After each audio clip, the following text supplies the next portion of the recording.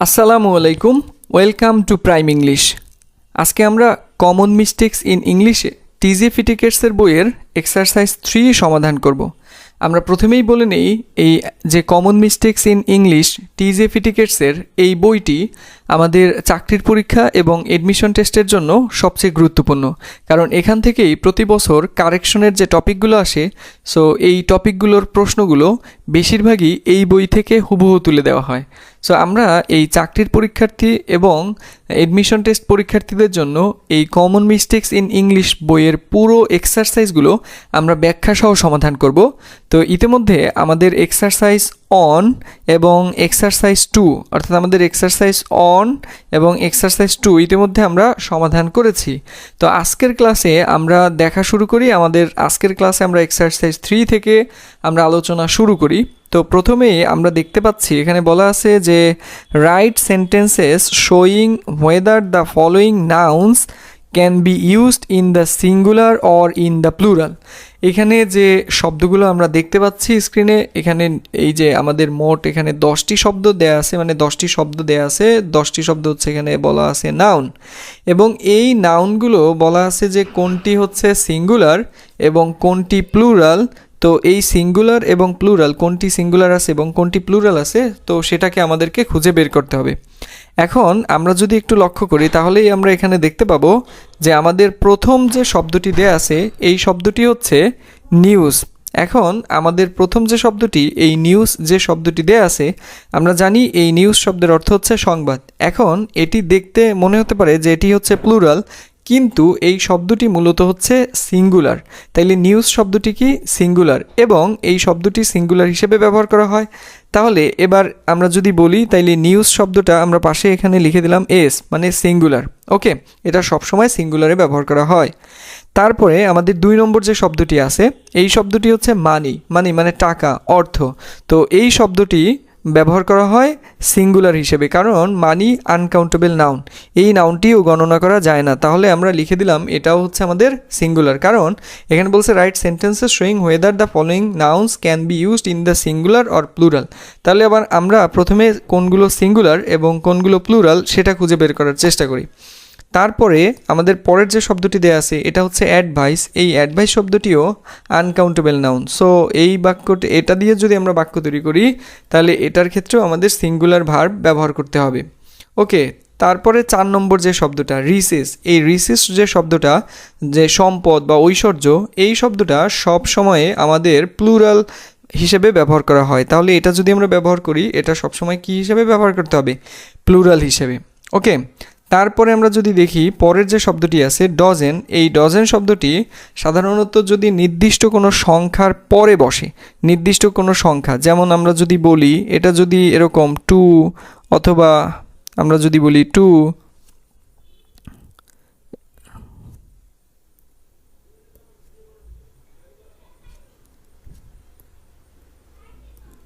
যেমন আমরা যদি বলি এই যে 2, তারপরে হচ্ছে 2, তারপরে এই যে 3, 4, এরকম কোনো সংখ্যার সাথে যদি এই শব্দটি বসে তাহলে সেক্ষেত্রে এইটার কোনো প্লুরাল ফর্ম ব্যবহার করা যায় না। তাই যেমন 2, 3, 4 এর পরে যদি ব্যবহার করি তাহলে লিখতে হবে হচ্ছে আমাদের ডজেন, কিন্তু এটার প্লুরাল করতে পারবো না, যেমন 2 ডজন এগস এরকম লিখতে হবে। ওকে, তাহলে আমরা বলতে পারি এই শব্দটিও হচ্ছে গিয়ে আমাদের সিঙ্গুলার। তাইলে ডজন শব্দটার এটাও হবে সিঙ্গুলার।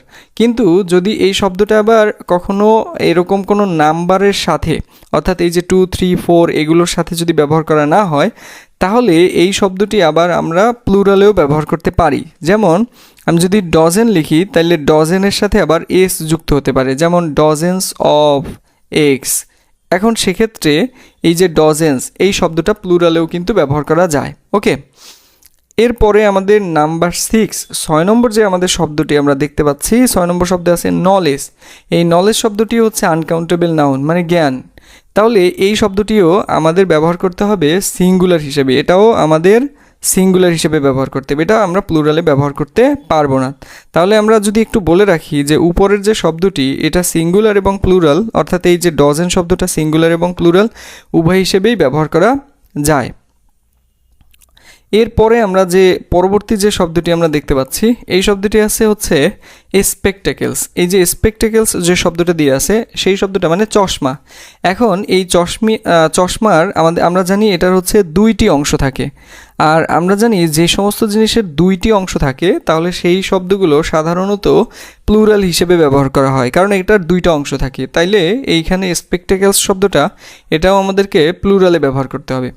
এরপরে আমরা পরবর্তী যে শব্দটি আমরা দেখতে পাচ্ছি এই শব্দটি জিমন্যাস্টিক্স। এই শব্দটি শেষে এস আছে, কিন্তু তারপরেও এই এস থাকার পরেও জিমন্যাস্টিক্স মানে শারীরিক কসরত বা ব্যায়াম, এটা দেখতে প্লুরাল মনে হলেও কিন্তু এই শব্দটি মূলত হচ্ছে গিয়ে সিঙ্গুলার। এটা হচ্ছে একটি আমাদের খেলার নাম হিসেবে এই শব্দটি সবসময়ই সিঙ্গুলারে ব্যবহার করতে হবে। তাহলে বুঝতে পারলাম যে জিমন্যাস্টিক্স এই শব্দটা হচ্ছে কি আমাদের কি সিঙ্গুলার। এর পরবর্তীতে আমরা যদি দেখি এর পরের যে শব্দটি দেয়া আছে সেটা হচ্ছে ফার্নিচার। এই ফার্নিচার শব্দটাও সাধারণত হচ্ছে আমরা মনে রাখবো আনকাউন্টেবল নাউন হিসেবে ব্যবহার করা হয় এবং এই শব্দটিও হচ্ছে গিয়ে সিঙ্গুলারে ব্যবহার করতে হবে। ওকে, তারপরের যে লাস্ট যে শব্দটি আছে ড্যামেজ, ক্ষতি। এই শব্দটি আমরা যদি বলি এটা সাধারণত ক্ষতি অর্থে এটা সিঙ্গুলারে ব্যবহার করা হয়। সাধারণত ক্ষতি অর্থে এটা সিঙ্গুলারে ব্যবহার করা হয়। তবে যদি বলে রাখি সেটা হচ্ছে এই যে ড্যামেজেস, আমি যদি এখানে লিখে দেখাচ্ছি এই যে ড্যামেজেস মানে ক্ষতিপূরণ, এই ড্যামেজেস শব্দটা অর্থাৎ আইনি ক্ষতিপূরণ অর্থে বিশেষ ক্ষেত্রে এইটা আবার প্লুরালেও হতে পারে। তাহলে আমরা দেখলাম যে ড্যামেজ এই শব্দটা সিঙ্গুলার যেমন হতে পারে আবার এটা প্লুরালেও হতে পারে। ড্যামেজেস ক্ষতিপূরণ হিসেবে এটা প্লুরালেও ব্যবহার করা যেতে পারে। আবার আমরা এরপরে আরেকটা শব্দ আমরা দেখতে পাচ্ছি এখানে, এই তো আমাদের আর কোনো শব্দ সম্ভবত এখানে দেয়া নেই। ওকে, তারপরে এখান থেকে আরেকটা জিনিস আমরা বলে রাখি সেটা হচ্ছে এই যে নিউজ যে শব্দটি আছে সেটা আপনারা মনে রাখবেন যে নিউজ সাধারণত এটা হচ্ছে সিঙ্গুলার হিসেবে ব্যবহার করা হয়। তবে এই নিউজ শব্দটার ক্ষেত্রে একটা জিনিস মনে রাখতে হবে, যদি আমরা নিউজের সংখ্যা মানে একের অধিক মানে একাধিক খবরের সংখ্যা আমরা বোঝাতে চাই তাহলে এই নিউজ শব্দটাকে প্লুরাল হিসেবে ব্যবহার করা যেতে পারে। তো সেটা কিভাবে? তখন আমাদেরকে লিখতে হবে এরকম যে PIECES pieces of news, pieces of news, অথবা আমাদেরকে লিখতে হবে আইটেমস অফ নিউজ। তার মানে আনকাউন্টেবল নাউনগুলোর ক্ষেত্রে যদি আমরা প্লুরাল ব্যবহার করতে চাই তাইলে সেক্ষেত্রে সরাসরি এটাকে প্লুরাল করতে পারবো না। আমরা কি করতে হবে, ওইটার পূর্বে আমাদের পিসেস অথবা আইটেমস এগুলো যুক্ত করতে হবে। এখন তাহলে আমরা যদি এরকম বলি যে সে আমাকে একটি খবর দিয়েছিল, তাইলে নিউজের ক্ষেত্রে আমাদেরকে এরকম বাক্য লিখতে হবে যে হি গেইভ মি, এরপরে আমরা সরাসরি এ বা অ্যান ব্যবহার করতে পারবো না, তখন আমাদেরকে লিখতে হবে এরকম he gave me a piece of news. Okay, তাহলে he gave me a piece of news, এখানে সরাসরি আমরা এ নিউজ এটা কিন্তু ব্যবহার করতে পারবো না, কারণ এটা হচ্ছে আনকাউন্টেবল নাউন। এই হচ্ছে গিয়ে আমাদের এখানে এক্সারসাইজ 3-র যে ব্যাখ্যাটা ছিল। ওকে, আশা করি আপনারা এটা বুঝতে পেরেছেন।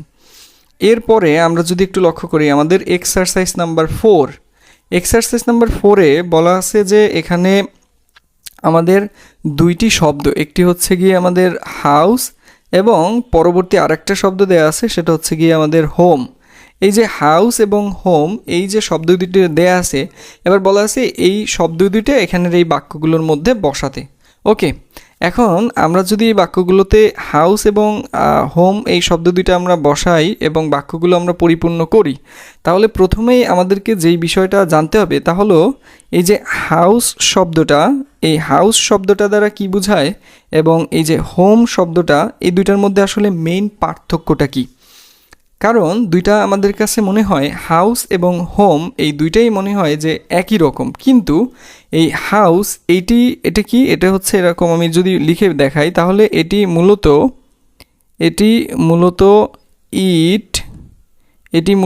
ইট পাথরের, এটি মূলত ইট পাথরের তৈরি, এটি মূলত ইট পাথরের তৈরি কোনো অবকাঠামো, ঠিক আছে, অবকাঠামো বা দালান কোঠা, ঠিক আছে, দালান কোঠা। ওকে, লিখলাম আমি। তাহলে এটা বোঝায় কি যে হাউস মানে হচ্ছে এটা মূলত ইট পাথরের তৈরি কোনো একটা অবকাঠামো বা দালান কোঠাকে বোঝানো হয়। ওকে, আর হোম এটার ক্ষেত্রে আমরা যদি বলি এই হোমটা হচ্ছে, আমি যদি বলি এরকম যে এটি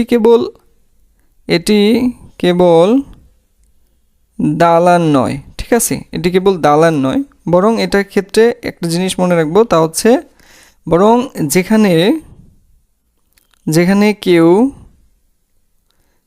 কেউ মায়া মমতা, হ্যাঁ, মায়া মমতা নিয়ে বসবাস করে মায়া মমতা নিয়ে বসবাস করে, ওকে, মায়া মমতা নিয়ে বসবাস করে, ওকে, মায়া মমতা নিয়ে বসবাস করে। অর্থাৎ আমি যদি বলি তাইলে সেক্ষেত্রে এক বাক্যে বলতে পারি যে নিজের বাসস্থান, ওকে, নিজের বাসস্থান বা বাড়ি, তাইলে নিজের বাসস্থান বা বাড়ি বোঝাতে ব্যবহৃত হয়, ওকে। আচ্ছা, এইবার যদি আমরা একটু খেয়াল করি তাইলে এখানে আমরা লিখলাম কিন্তু যে হাউস, এটা মূলত কিন্তু ইট পাথরের তৈরি কোনো একটা অবকাঠামো বা দালান কোঠা। আর হোমের ক্ষেত্রে মনে রাখবো এটা শুধু দালান এরকম কিছু না, এখানে মায়া মমতা নিয়ে কেউ বসবাস করে, অর্থাৎ আমাদের নিজেদের বাসস্থান, বাড়ি, এটা বুঝাইতে এই হোম শব্দটা ব্যবহার করা হয়, ওকে। এইবার যদি আমরা কোশ্চেন সলভ করতে যাই, যেমন আমাদের প্রথম যে বাক্যটা দেয়া আছে আমরা যদি লক্ষ্য করি, এখানে বলা আছে আই লিভ ইন এ, এখানে একটি আর্টিকেল মানে এ দেওয়া আছে। তো আমি এখানে বলছে আই লিভ, আমি বাস করি বা আমি থাকি, কোথায় থাকি, এই যে একটি অবকাঠামো, একটা দালান কোঠার ক্ষেত্রে এখানে বলা হচ্ছে যে I live in A article আছে, আর আর্টিকেলের পরে মানে দালান বা আবাসন বোঝাতে আমরা কি ব্যবহার করি হচ্ছে গিয়ে হাউস, তাহলে I live in a house, okay. কিন্তু পরের বাক্যটা আমরা যদি বলি my dash is in Cyprus, তাহলে সাইপ্রাসে আমার কি নিজের আপন বাসস্থান হবে, আপন বাসস্থান অর্থাৎ আমার জন্মভূমি নির্দেশ করতে, তাইলে কি ব্যবহার করি, হোম। তাহলে সেক্ষেত্রে আমরা যদি বলি এখানে আমরা কি লিখব, মাই হোম, তাইলে my home is in Cyprus. পরের যে বাক্যটা মেনি, এখানে একটা জিনিস খেয়াল করি, মেনি লেখা আছে, ওকে, মেনি, এই যে মেনি শব্দটা দেয়া আছে মানে কি, অনেক, তাহলে এখানে দালান কোঠা বা ভবন তৈরি করার কথা বলা আছে যে many are being build this ইয়ার, তাইলে এই বছর অনেক কি তৈরি করা হয়েছে, অবশ্যই দালান কোঠা তৈরি করা হয়েছে, তাইলে মেনির পরে আমাদের এখানে লিখতে হবে কি, হাউজেস, তাহলে আমরা এখানে উত্তর লিখব মেনি হাউজেস, ওকে। এখানে মেনি হোমস তো আর সম্ভব না, ওকে, মেনি হাউজেস। তারপরে আমাদের 4 নম্বর কোশ্চেনটা আমরা যদি দেখি, হ্যাঁ, এই যে 4 নম্বর কোশ্চেনটা আমরা দেখতে পাচ্ছি, 4 নম্বর কোশ্চেনে দেওয়া আছে যে ইস্ট অর ওয়েস্ট, এরপর ড্যাশ ইজ বেস্ট, তাইলে ইস্ট অর ওয়েস্ট, এখানে আমরা যদি বলি হোম ইজ বেস্ট। আচ্ছা, এটা একটা প্রবাদ বাক্য, যে এই প্রবাদ বাক্যটা বলা আছে যে east or West home is best, মানে আপন গায়ের মাটিও ভালো, তো এটা একটা বিখ্যাত ইংরেজি প্রবাদ বাক্য, east or West home is best, তাইলে এখানে অর্থ অনুযায়ী এবং প্রবাদ অনুসারে এখানে হোম বসবে, হাউস বসবে না। নাম্বার 5 আমাদের 5 নম্বর যে বাক্যটি দেওয়া আছে, এই 5 নম্বর বাক্যের মধ্যে আমরা দেখতে পাচ্ছি বলা আছে দ্য ড্যাশ ওয়াজ সোল্ড, বিক্রি করা হয়েছিল, দেখি ফর 150,000, ওকে। তো আমরা যদি একটু লক্ষ্য করি এখানে আমরা যদি বলি বিক্রি করবে কোনটা, নিজের বাসা বাড়ি তো আর না, তাহলে সেক্ষেত্রে এই যে বেচা কেনা বা কেনা বেচার ক্ষেত্রে বিক্রির বিষয় কোনো সম্পত্তির ভৌত কাঠামো যদি আমরা বুঝাই, তাহলে সেক্ষেত্রে আমাদেরকে লিখতে হবে কি, হাউস, কারণ হোম তো আর আমরা নিজের বাসস্থান তো আমরা এরকম কেনা বেচা করি না, তাইলে সেক্ষেত্রে হবে the house was sold for 150,000 lakh, okay. আচ্ছা, আশা করি আপনারা এটা বুঝতে পেরেছেন। এরপরে আমরা পরবর্তী যে এক্সারসাইজ আমরা 5 দেখতে পাচ্ছি, তো এক্সারসাইজ 5-এ আমাদের যে শব্দগুলো দেয়া আছে, এখানে শব্দগুলোর ক্ষেত্রে বলা আছে যে আমরা এখানে বলা আছে হ্যাবিট এবং কাস্টম, তো এই যে হ্যাবিট এবং কাস্টম এই শব্দ দুইটার ক্ষেত্রে আমাদের কিন্তু স্বাভাবিকভাবেই মনে হয় যে হ্যাবিট মানেও অভ্যাস, আবার কাস্টম মানেও তো অভ্যাস, এরকম কিছু একটা আমাদেরকে মনে হতে পারে, অর্থাৎ এই দুইটা শব্দ প্রায় কাছাকাছি, কিন্তু এই দুইটা শব্দের মধ্যে একটি গভীর পার্থক্য আছে, তা হলো যে এই যে হ্যাবিট, এই হ্যাবিট দ্বারা আসলে কি বোঝায়, এটা দ্বারা বোঝায় যে এটি হচ্ছে কোনো, আমরা যদি একটু বলে দেই সেটা হচ্ছে কোনো ব্যক্তির, ঠিক আছে, এই যে কোনো ব্যক্তির নিজস্ব, হ্যাঁ, কোনো ব্যক্তির নিজস্ব বা কোনো ব্যক্তির নিজস্ব বা ব্যক্তিগত, কোনো ব্যক্তির নিজস্ব বা ব্যক্তিগত আচরণ, ঠিক আছে, কোনো ব্যক্তির নিজস্ব বা ব্যক্তিগত আচরণ, তার মানে যা সে নিয়মিতই করে। কিন্তু এই যে কাস্টম শব্দটা আছে, ওকে, কাস্টম, এই কাস্টম শব্দটা দ্বারা কি বোঝায়? এই কাস্টম হলো, আমরা যদি বলি তাহলে এটার মানে হচ্ছে প্রথা, ঠিক আছে, প্রথা অথবা রীতি। এখন এই প্রথা বা রীতি এটা মূলত কিসের হয়? এটা হলে হয় হচ্ছে গিয়ে সমাজ, কোনো একটা সমাজের, কোনো একটা জাতির, ঠিক আছে, অথবা হতে পারে কোনো একটা বড় কোনো গোষ্ঠীর, ঠিক আছে, বড় কোনো গোষ্ঠীর। ওকে, তাইলে এই যে বড় কোনো গোষ্ঠীর প্রচলিত নিয়ম সংস্কৃতি, তাহলে আমরা যদি বলি নিয়ম অথবা সংস্কৃতি, ওকে, নিয়ম বা সংস্কৃতি বা ঐতিহ্যবাহী কোনো আচরণ, সেক্ষেত্রে আমরা কাস্টম ব্যবহার করি। তাইলে এখানে হ্যাবিট কোনো ব্যক্তির নিজস্ব আচার আচরণ বা ব্যক্তিগত আচরণ, কিন্তু কাস্টম দ্বারা বোঝায় প্রচলিত এই প্রথা, রীতি, সমাজ, কোনো জাতি বা কোনো বড় কোনো গোষ্ঠীর নিয়ম বা সংস্কৃতি বোঝায়। এখন তাহলে সেক্ষেত্রে আমরা যদি এবার কোশ্চেনগুলো যদি আমরা সলভ করি, তাহলে আমরা এখানে দেখতে পাবো প্রথম বাক্যটা আছে যে you should get into the dash of brushing your teeth. এখন আমরা যে এই যে বাক্যটা আমরা দেখতে পাচ্ছি, তো এই বাক্যের মধ্যে এখানে you should get into the, এখানে ইউ আছে কোনো একটা ব্যক্তির। তাহলে যদি ব্যক্তির হয় তাহলে সেক্ষেত্রে আমরা এটা কি ব্যবহার করব? অবশ্যই যদি আমাদের ব্যক্তি হয় তাহলে আমাদেরকে ব্যবহার করতে হবে হচ্ছে গিয়ে হ্যাবিট।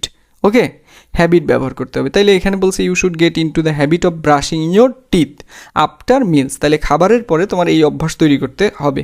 তার মানে একটা ব্যক্তির যদি হয় তাইলে সেক্ষেত্রে আমরা এই এখানে আমরা ব্যবহার করব হচ্ছে হ্যাবিট। ওকে, পরবর্তী যে বাক্যটা আছে, it is the dash of many people to pray for rain. Okay, তাইলে it is the dash of many people, তাইলে it is the dash of many people, তাইলে অনেক মানুষের, এটা কি হবে? তাইলে অনেক মানুষের ক্ষেত্রে আমরা ব্যবহার করি হচ্ছে গিয়ে যখন অনেক মানুষের হবে, অর্থাৎ একটা সমাজ, একটা রীতির, তাইলে নীতি যদি হয় তাইলে সেক্ষেত্রে আমরা ব্যবহার করি হচ্ছে গিয়ে কাস্টম। ওকে, তাইলে আমরা এখানে লিখলাম হচ্ছে custom, it is the custom. Okay, এরপরে যদি দেখি he has a dash of beating his nails, তাইলে তার নখ কামড়ানোর কি আছে? একটা অভ্যাস আছে। তাইলে হি হ্যাজ এ হ্যাবিট, তাইলে এইখানে আমরা একটা ব্যক্তির যেহেতু, তাইলে এখানে ব্যবহার করলাম হচ্ছে হ্যাবিট। আবার দেখা গেছে পরের যে বাক্য, smoking is not a good habit, তাইলে এটাও স্মোকিং একটা ভালো অভ্যাস না, তাহলে smoking is not a good habit, এখানে হবে কি? হ্যাবিট। ওকে, এবার দেখি পরের বাক্যটা যে the dash of showing hospitality to stranger is ancient, তাইলে the custom of showing hospitality, তাইলে এখানে আমাদের ব্যবহার করতে হবে কি? যে কাস্টম।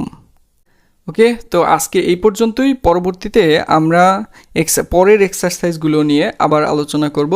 তো সেই পর্যন্ত সবাই ভালো থাকুন, সুস্থ থাকুন। আসসালামু আলাইকুম।